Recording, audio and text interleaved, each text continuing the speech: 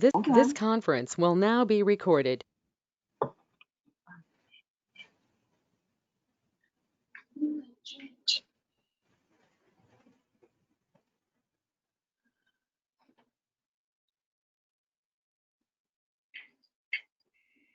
So I'd like to welcome everybody who is joining me today on Wednesday, May 20th, 2020, for our webinar on how elder law and special needs attorneys can help people who are diagnosed with a chronic illness. And we're going to be talking today about a roadmap to help people maintain their independence and their autonomy.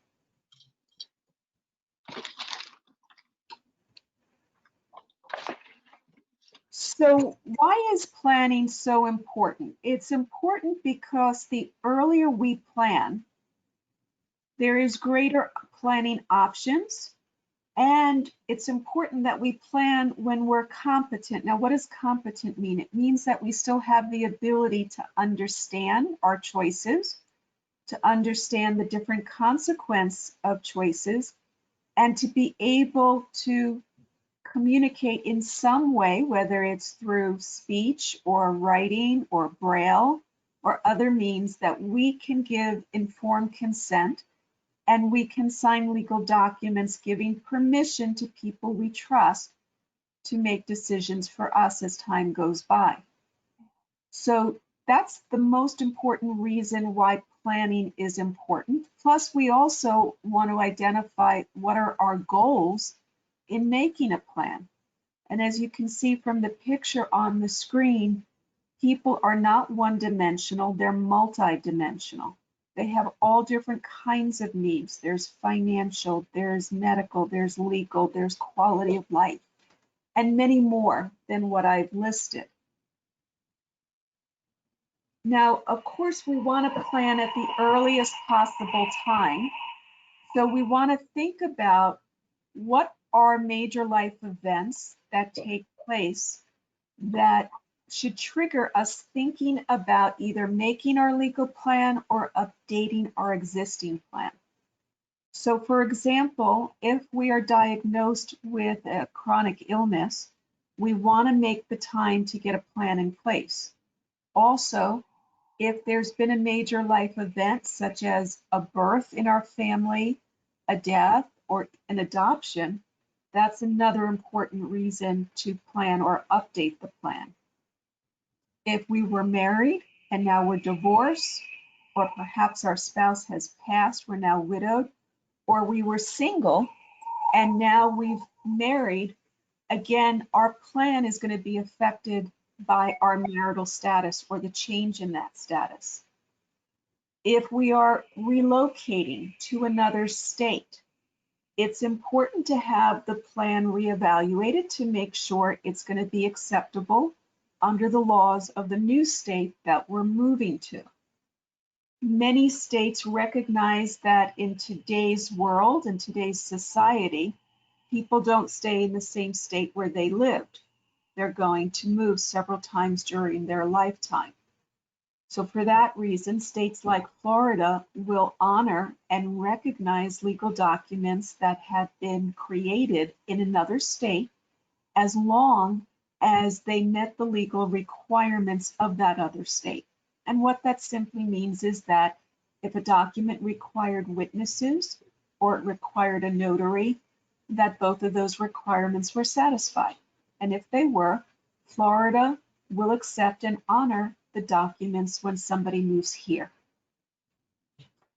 If there's a change in financial circumstance, that is also another reason to want to make a plan or update a plan. So the whole message here is to be proactive, to control what you can. And the benefit of doing that is it gives you peace of mind and it helps minimize stress that can aggravate a physical condition in your body. And that's the last thing we want to do, is we don't want stress to aggravate a condition that you're trying to successfully treat and get into remission. Allison, I'm going to just mute your microphone. Thank you.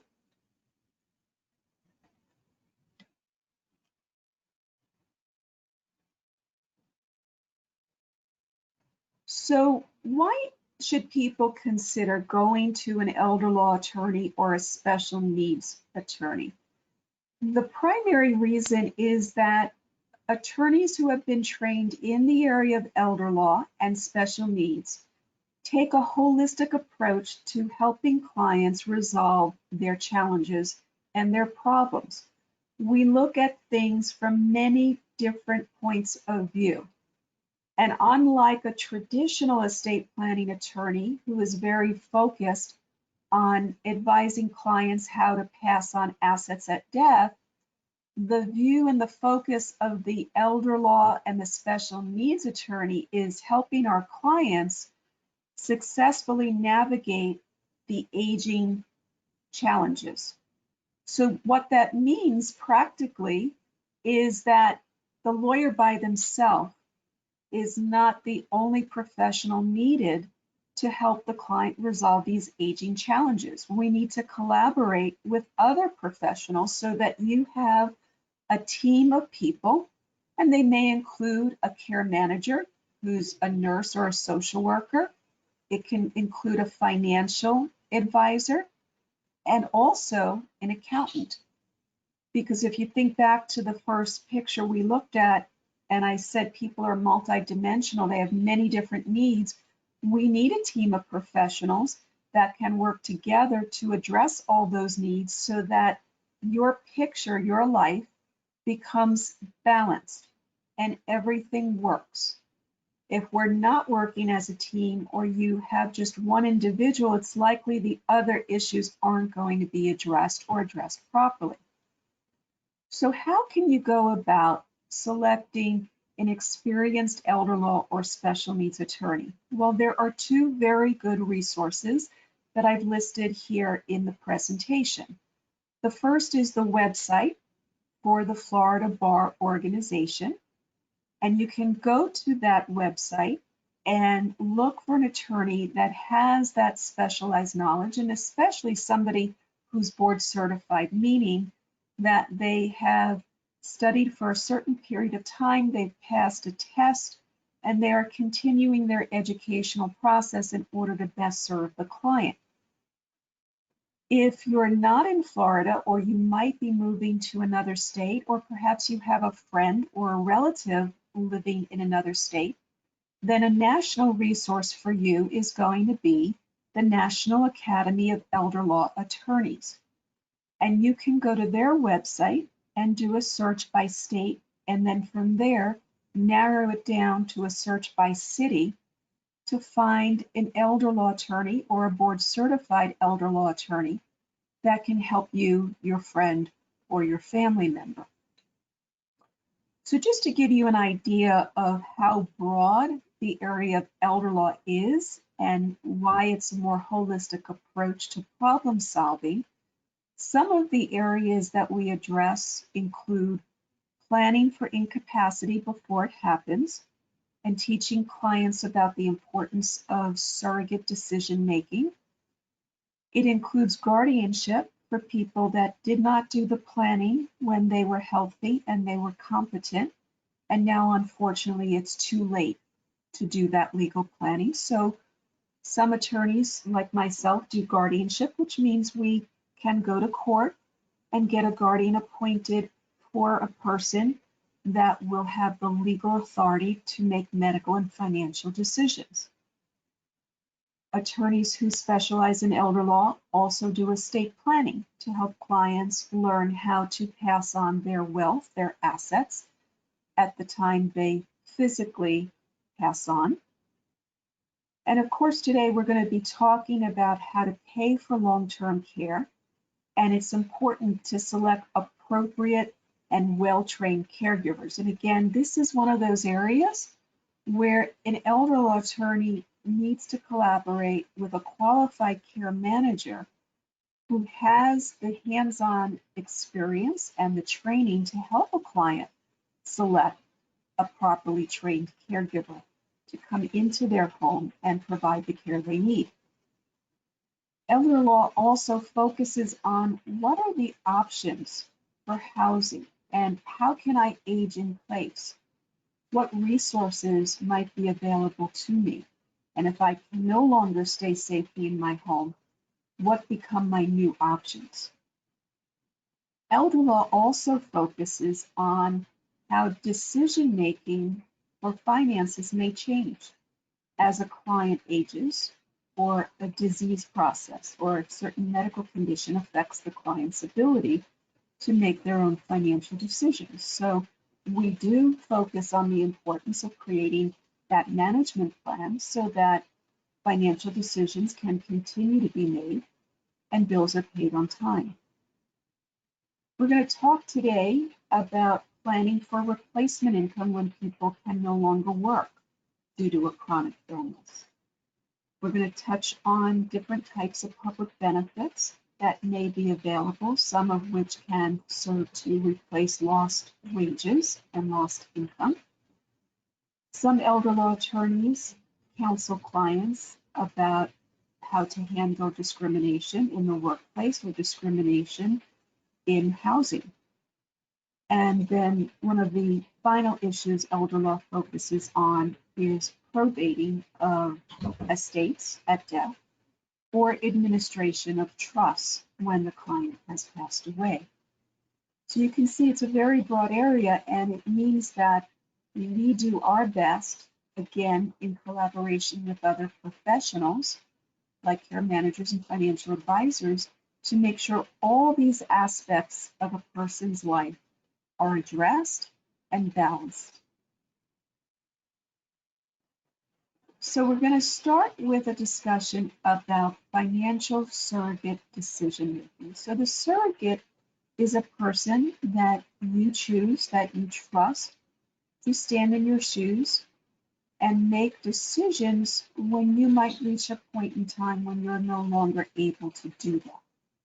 So in order to create this kind of financial plan, it's important to start with the process of you identifying what are your assets and how are they titled. Titled means ownership. Is the asset just in your name alone? Is it in your name perhaps with another person, what we call joint ownership? Or another option might be that it's in your name, but you've named a beneficiary.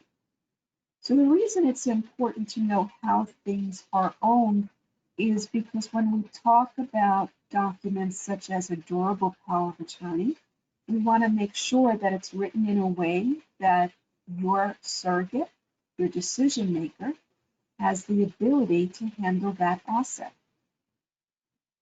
It's also important to take the time and make a list of what we call digital assets. Now, this is a relatively new term in the last few years, and digital assets can refer to things like your online accounts, your usernames and your passwords.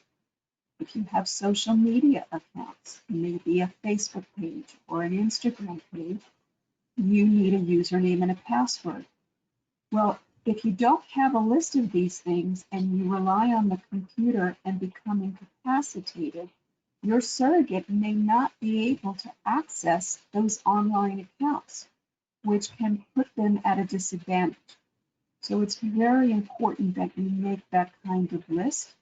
And also because we want to protect people's confidential information, it's important that you use an application or a software that will protect those passwords.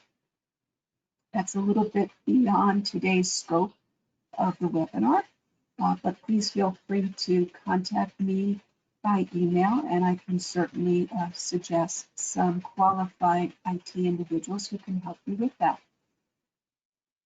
It's also important to identify if you own any businesses, whether you're a sole proprietor, you might have a partnership, you might have an investment somewhere in a business.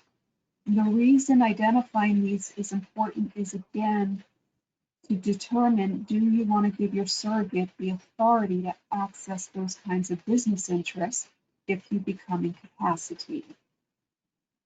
So now we're going to talk about some of the planning options, the tools that are available to help you create a financial management plan. And the first one we're going to talk about is a durable power of attorney. Now you see that I put the word durable in bold lettering and I underlined it. And it's because I want to emphasize that the goal and the purpose of this document is to get us through that period of time, whether it's short term or long term, that we're not able to make our own financial decisions. So it is very important that the right language be written in the document. And what that means is, please don't rely on LegalZoom or going to an Office Depot or getting some form off the internet. It may not be durable, it may not contain the language that you truly need it to. And if you rely on something like that, at the time you're incapacitated, it may be too late to fix the problem. So it's really worth making the investment of time and money to consult with a qualified elder law or special needs attorney. Now, as you go through your process of planning, you want to think about who am I going to choose to be my durable power of attorney? And why would I choose that person as opposed to somebody else? So it's very important that we match the right person with the skills that are going to be needed to make sound financial decisions. Now, this does not mean that if you don't have somebody who's a trained financial advisor, that you have no options. What it means is you first want to think in terms of who do you trust? Who do you feel is mature and is financially sound in their approach to things? Now, somebody may have certain skills, and that would be great. But if they don't have financial planning skills, it's more important that they realize and recognize that they will need to reach out to other professionals, such as a certified financial planner. And this person will become part of your team of professionals that we were talking about just a little while ago. Next, you want to have a conversation with the person that you're thinking of naming and ask them if they are willing to take on that responsibility. Now, there's no way for us to know because we don't have a crystal ball when that time might arise, but it's about will the person agree to be available. We don't have any limits or any constraints on naming somebody that might live outside the state of Florida. But what's important, as I said, is have the conversation and make sure the person is willing to take on this responsibility. Many things can be done today with technology long distance. So with scanners, fax machines, overnight mail, if something needs to be signed, it can be done fairly easily. The next thing that I'd like you to think about is naming an alternate decision maker. And the reason we do this is simply because we don't have the crystal ball and we can't predict if the person you've named as your first power of attorney is going to be able to do the job when the time arises. Things can happen that we would never predict or plan for, which might include that the first named individual themselves gets sick or they unexpectedly pass away. So we don't want our plan to fall apart. We want our plan to have several different backups. And so we call these people alternate surrogates or alternate decision makers. There's no limit as to how many alternates you can name, but please have the discussion with each person and make sure that they are each willing to take on the responsibility. If you're considering naming two people to work together, please have the conversation and make sure that they're going to be able to get along and put aside any differences they may have and put you at the forefront of their decision-making process. If you think that they're not going to be able to work well together, That's when you think about naming a primary and naming an alternate. Now, the second planning option that we have is called a revocable trust. And this has many benefits to it. It works not just now while we're alive, much like a power of attorney does, to create a management system for financial decision making, but it even works when we have passed away to be able to pass our assets onto our beneficiaries. So that's an additional benefit that the durable power of attorney does not provide because the durable power of attorney ends at death. It has served its purpose to get us through that challenging time during life when we're incapacitated. Now, one of the similarities between the power of attorney and the revocable trust is you do need to select that person who's going to be your trustee when you're incapacitated, as well as selecting a successor or what we call an alternate trustee, so that if the first person you've named is unable to step in when the time arises, you go to the next person written into the trust agreement. There are other types of protections that a revocable trust agreement can provide. For example, you can require that the person who's going to be your successor trustee has to post a bond in the amount of the trust assets. And this is just an additional means to protect the assets for you and for your intended beneficiaries should there be any mishandling of the trust.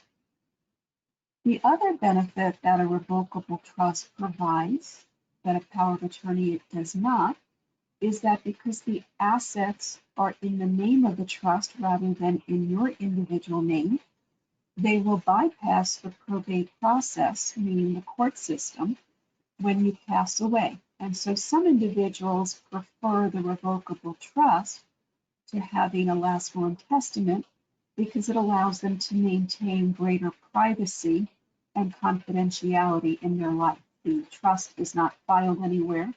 It does not become a recorded document, unlike a will that does get filed and becomes a public record. Now, if either of these planning options has not been implemented when somebody is competent, then the measure of last resort is what is called a guardianship. And this is a court proceeding where we have to prove that a person is no longer able to safely and properly care for their own physical needs or their financial needs. And there are two types of guardianships in the state of Florida. The first one is called voluntary, and as the name indicates, it means that the person still has some level of awareness and they recognize that they need assistance, but this type of guardianship only works for financial decision making. It does not cover medical decision making at all. Now, the way voluntary guardianship works is that the client gets to choose who their guardian is going to be, and the client can be involved in the decisions that the guardian is going to make. The client can also choose at any time to end the guardianship if they don't like it anymore. One of the safeguards in this type of guardianship is that the guardian does not have unrestricted access to assets. They must obtain court approval. They, for example, would establish a budget and get the judge to approve it. And they would only have access to the amount of the monthly budget monies. So that provides a protection in case somebody does not feel comfortable giving a power of attorney. They can do a voluntary guardianship knowing that there's going to be supervision as well as oversight by the court. One example of the supervision is that the guardian every year has to file what's called an annual accounting with the court's auditing department. And the guardian is required to keep financial records to support that accounting. Now, the auditing department can do an audit anytime without prior notice to make sure that the guardian is properly handling the assets and administering the guardianship.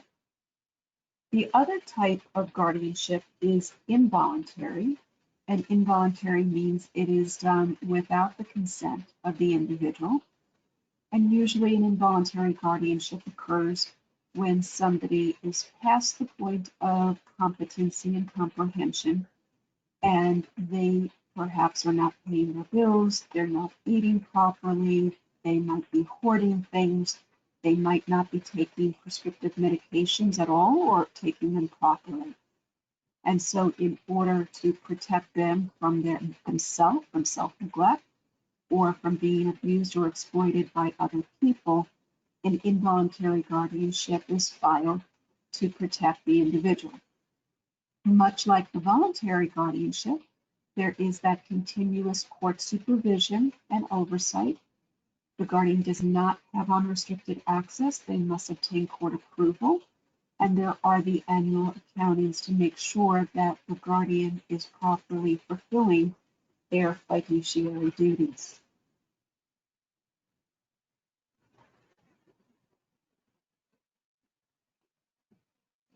Now, there's the other side of our life that's equally important, and that is the medical surrogate decision-making side of our life. And medical is not just strictly giving informed consent or making choices about different types of medical treatment and options. It can include deciding where we're going to live, where will we get the best care. Is it at home? Is it in a facility? Is it in Florida, or might it be in another state where we're closer to our relatives, or perhaps there is a better hospital than where we currently live? So, like we talked about with financial decision making, it starts by having a conversation with the people you know, the people you trust, and the people you confide in. And it's important to ask them to be honest with you and tell you, will they be willing to stand in your shoes and make medical decisions? Some people may be comfortable doing that, and others may not. So it's important to know who is committed before having the attorney prepare the documents. We don't want this to come as a surprise to somebody later on and you didn't have the conversation. So one of the first and most important tools to have in place is the designation of healthcare surrogate. And here's where we need to think very hard about who is the best person, who has the skill set to be my medical decision maker. When we were talking a few minutes ago about selecting a financial decision maker for a power of attorney or for a trust agreement, we focused on the trust that you have with the individual, the type of relationship, that there should be good communication, because it's going to be important that you convey to this medical surrogate what's important to you. What are the qualities of life that matter most? And that probably is more important than whether this person you're going to name has a medical background as a nurse or a social worker.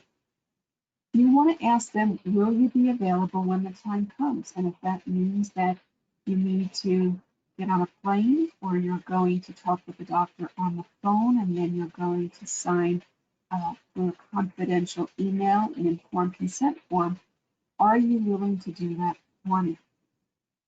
Now, if the person is willing to do that, then it's important that you share with them what's important to you, and that those decisions can very well be impacted by your religious beliefs, your moral observances, and your cultural observances.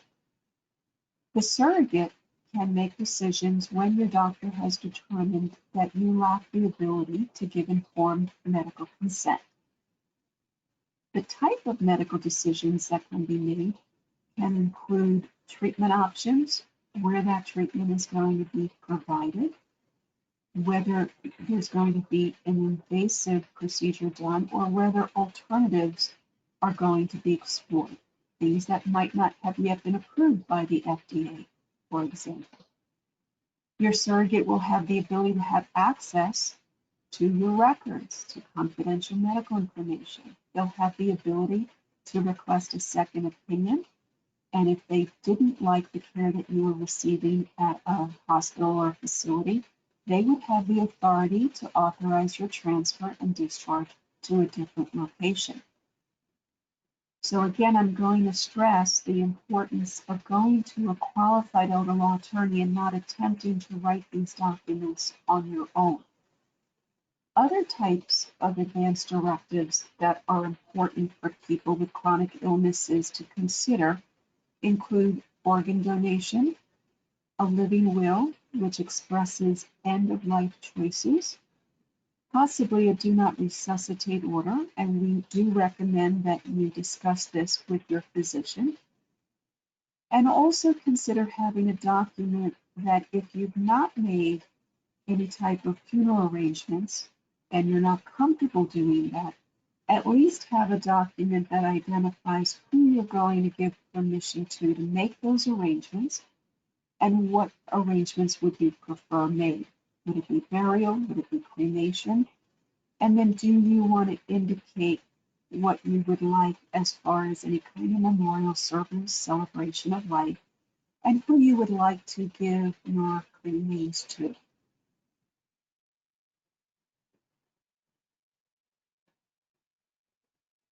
Now, although we want to focus mostly on the individual who has the diagnosis of the chronic illness, we certainly don't want to ignore the rest of the family unit because they are part of the plan to preserve the patient's autonomy and independence and wishes.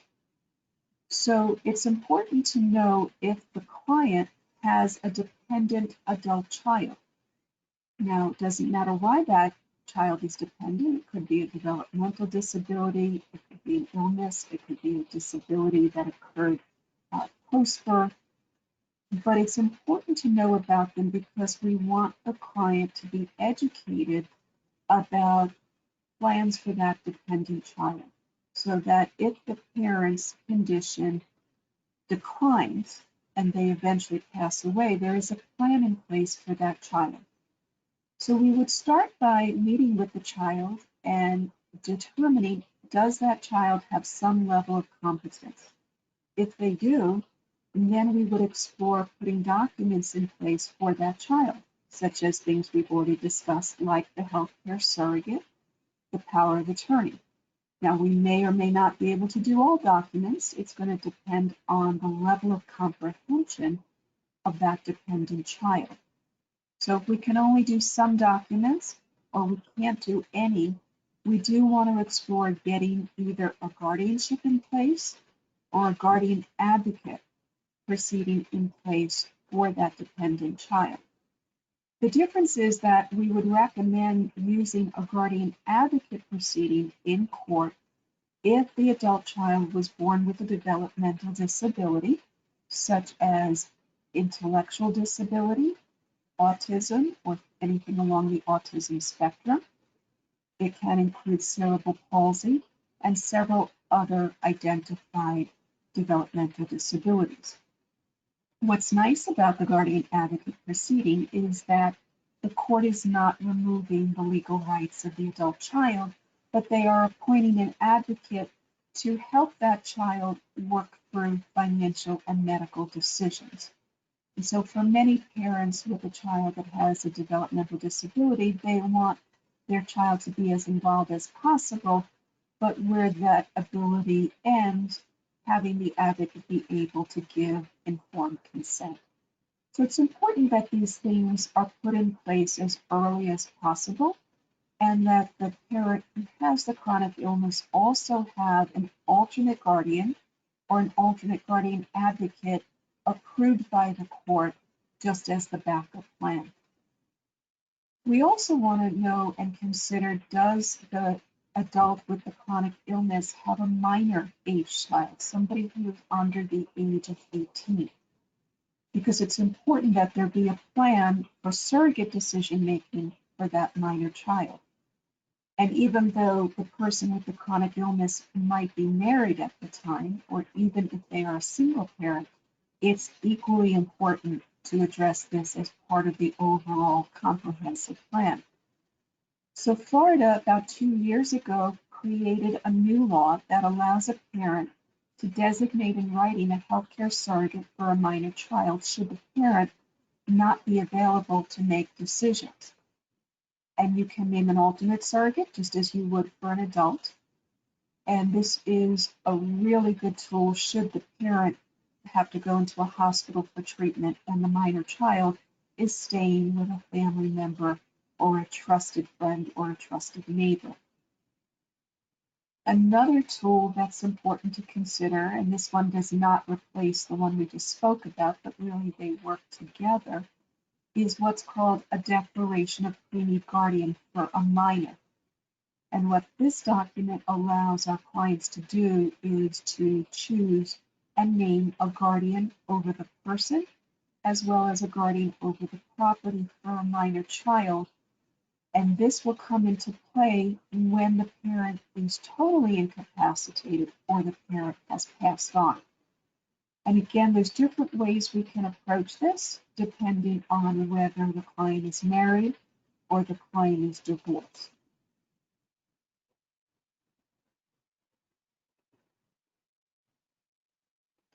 So part of the plan needs to be addressing how is the client going to pay for the long-term care they're going to need, and can they replace the lost income if they're unable to work full-time or unable to work at all.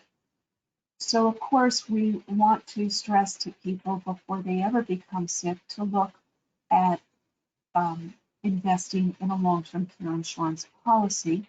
Number one, because it means that they won't be resorting to their own finances first, and it will also give them greater choices and options as to where they're going to be able to be cared for. There's also the option of exploring before people become ill what is called private disability insurance. Some people may be able to get this through employment. It's a benefit that some employers will provide. If not, people can purchase a private disability insurance policy, and the purpose of this is to replace lost income if we've had an accident or we've had an illness and it's preventing us from working. If the client does not have either of these types of insurance policies and the illness is affecting their ability to work, then we want to encourage the client to apply to the Social Security Administration for a program called Social Security Disability Insurance. Now, there's two parts that have to be satisfied in order to qualify for SSDI. The first is that the individual has to have 40 quarters of payroll taxes in the system, which simply means that wherever the person was employed, they have to be paid on the table so that the employer is remitting payroll taxes into the system. If somebody is being paid under the table, they're being paid cash, there will be no contributions into the federal tax system. And unfortunately, that is going to hurt them and potentially prevent them from getting SSDI.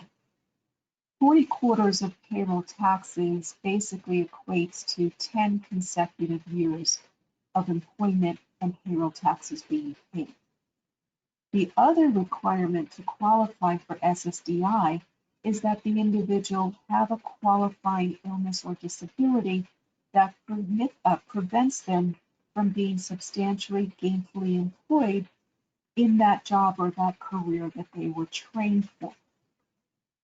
How Social Security makes this determination has several different levels to it. They are going to have the individual who applies sign an authorization so that Social Security can obtain medical records from the treating physician as well as any specialist. They may also require the applicant to submit to a medical exam by doctors that work for the Social Security agency.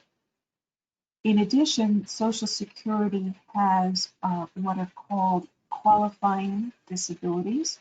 And if somebody has an illness on that list, then it is likely they will not go through all of that medical evaluation, but they'll have been determined to meet that aspect. Social Security also has a list of what are called compassionate allowances. And if somebody has medical documentation that identifies them having an illness or diagnosis on that compassionate allowance list, it means that their application process is put through faster and they will get their benefits sooner. If the individual does not qualify for Social Security disability, perhaps because they can't meet the 40 quarters of payroll taxes, then their application is going to be evaluated for a second program called Supplemental Security Income. Now, one of the distinguishing factors is that with SSDI, they do not look at, nor do they care, what somebody's assets are. But with SSI, there are financial requirements. So an individual cannot have more than $2,000 of countable resources in the bank. A house and a car are not part of that. They don't count. And then Social Security is going to look at the age of the individual, whether they are blind, or whether they have a qualifying disability. Social Security disability is essentially giving a worker their retirement benefit early, before they reach the age of 65. So it will tend to be a much higher amount than what an individual can receive by way of the SSI program. The amount is going to be dependent on what that person's job was and the payroll taxes that were paid into the system. Another difference is that if a person receives SSI benefits, they will automatically receive basic Florida Medicaid assistance without having to go and file a separate application with the Department of Children and Families. So they'll get the financial benefit and they'll get medical coverage. Whereas with Social Security disability insurance, they have to wait and be receiving Social Security disability for a period of 2 years, and then they are entitled to receive Medicare Part A, and they will buy into Medicare Part B. Other public benefits to consider to help people pay for their long-term care include Medicaid, as well as veteran aid and attendance benefits. Now, those by themselves are the subject of a separate webinar. We unfortunately don't have enough time to go into that today, so I encourage everybody to join me when we have that webinar.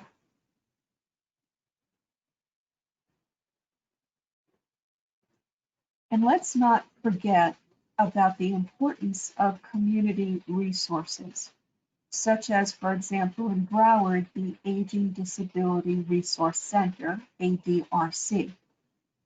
It's important that we share with our clients this resource because they really serve as a wheelhouse of information, everything from transportation in case somebody can no longer safely drive, but they need to get to doctor appointments. They need to get out into the community to do food shopping.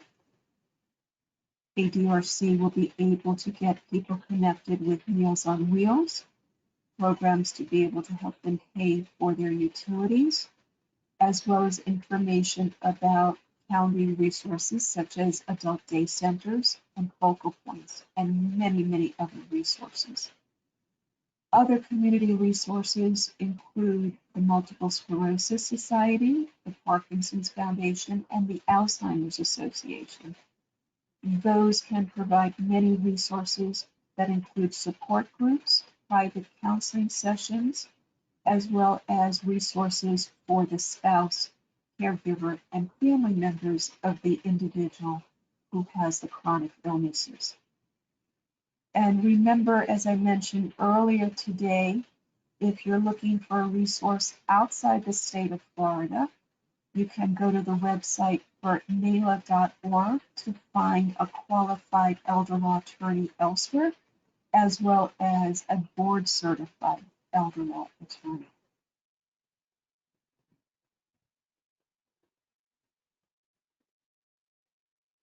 So in order to create a roadmap and help somebody who has just been diagnosed with a chronic illness, I suggest that we start by helping them make a list of their goals. What is important to them? What are the concerns? The concerns may not just include themselves and where they get appropriate treatment, where they're going to live, but issues having to do with a spouse, perhaps a partner, perhaps a minor age child, or an adult child that's dependent. It may be who's going to take care of those other people when I'm no longer able to do that. So identifying the goals helps us create that roadmap and help create the plan to address each of the important concerns. It's important that we create the support network for the individual. That includes talking with friends and family. It includes having that team of professionals that we talked about in the very beginning, such as the care manager, the financial planner, and the accountant, and many other professionals. It's also important to help the individual identify what will make them feel empowered so that they can gain the strength and be brave to address the things that they can't have control over. So feeling empowered touches upon many different aspects of our life. It's the mental, the emotional, the spiritual, as well as the physical needs that we have to be empowered. So at this time, I'm going to unmute everybody, or you can unmute yourselves and give you the opportunity to ask questions.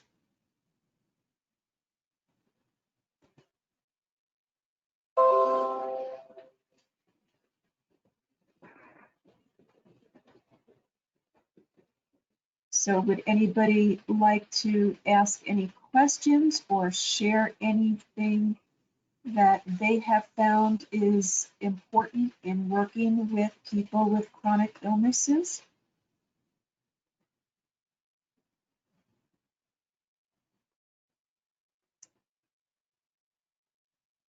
Okay, well, I'd like to thank everybody who joined us today and encourage you all to join me on Friday. We will be meeting the same time at 12:30, and the webinar will be on life lessons learned from Disney. It's a great way to end a very long week with a little bit of laughter as well as wisdom. And I hope that everybody will be able to join me, if not on Friday, then next week for our upcoming webinars. And I wish everybody a great rest of the day, a safe and healthy week. And please remember, take care of yourself so you can take care of others.